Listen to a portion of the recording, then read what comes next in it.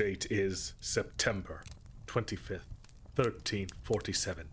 I find myself in a quandary after observing the subject for as long as I have. Subject, Reaper, has been largely cordial, even calm, and has not retaliated against any kind of experiments. Introducing any kind of natural material has resulted in involuntary decomposition, withholding further attempts to provide food or drink. Unusual behavioral changes. The subject wishes me a good morning and evening at appropriate times. The subject seems insatiably curious about the outside world. And, lastly, the subject has been oddly insistent that I bathe more than twice a day. Continuing study. Date is October 4th, 1347. Firstly, I noticed that I misspelled quandary in my last entry, so apologies to any scholars reading this. I became so enraged at the word that the Reaper laughed and said that perhaps I was so angry at them that I ate the A from the bloody word. Reaper continues to be what I can best describe as a curious brat.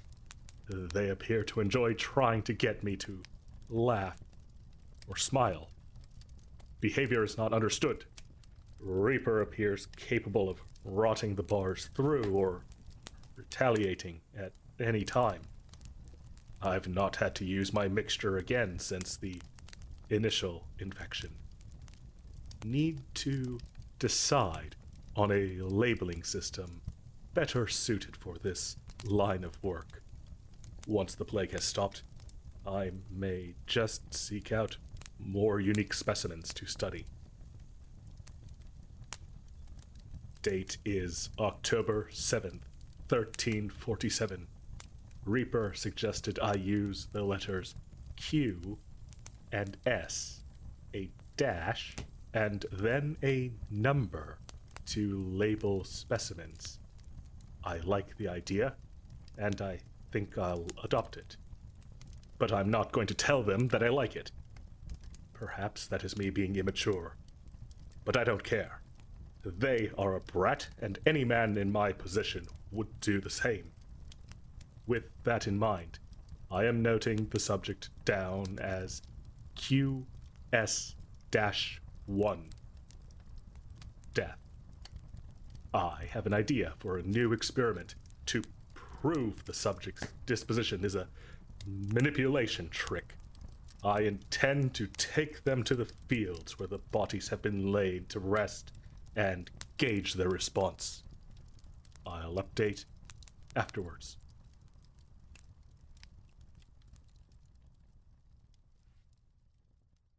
Up you get, Reaper.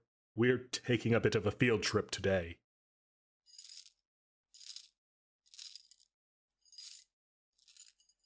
No, I dare say that I don't worry about you trying to escape, seeing as you've melted through every pair of cuffs I've tried to put on you.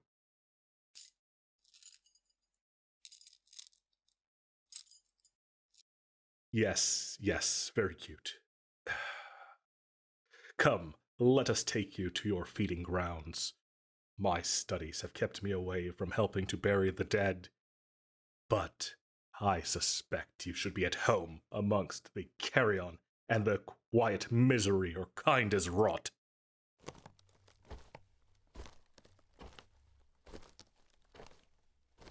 My name? Surely you know it already.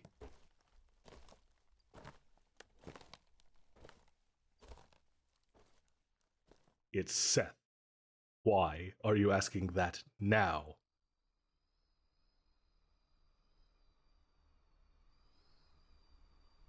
Huh.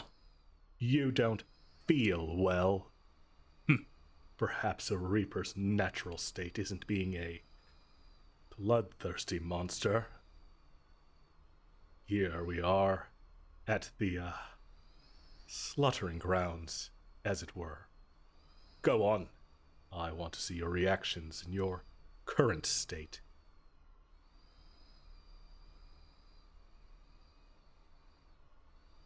You're shaking. I'm not buying this act, Reaper. Not even for a second. Come on, this is your domain. No, just move a little closer.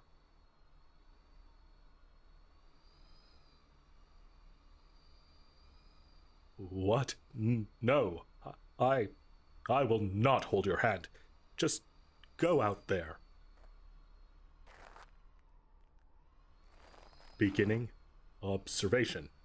The subject appears oddly uncomfortable in what should be a familiar scenario.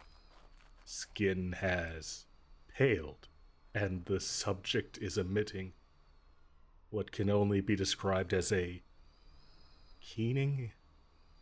Physical distress appears genuine.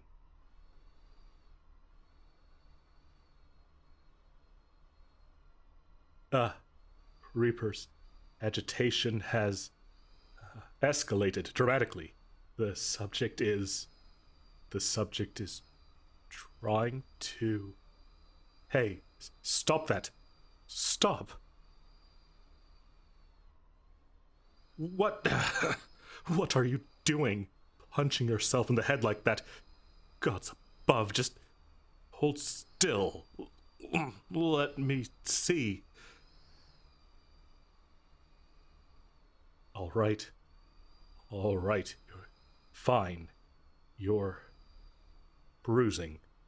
Though, I didn't realize you could react to physical trauma or emotional trauma.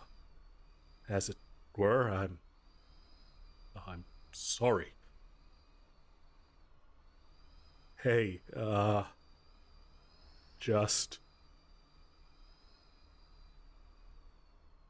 There. Shh. Reaper. You're crying. Oh. No, this wasn't my intention. No, I promise you, I didn't mean it. I'm trying to understand you, not torture you. Investigating mysteries, conducting science. For it, by nature, you need to be cold, but not evil.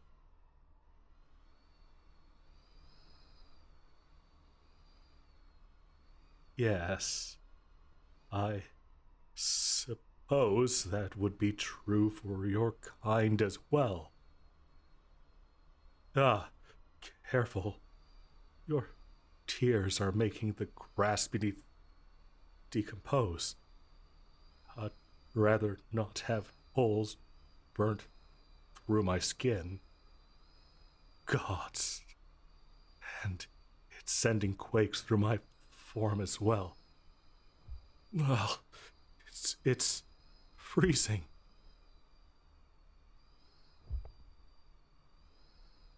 What do you mean? That's not you making me shake? Then, what is it?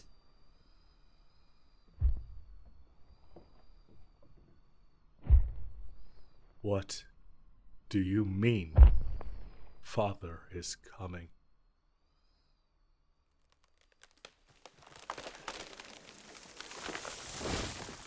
God.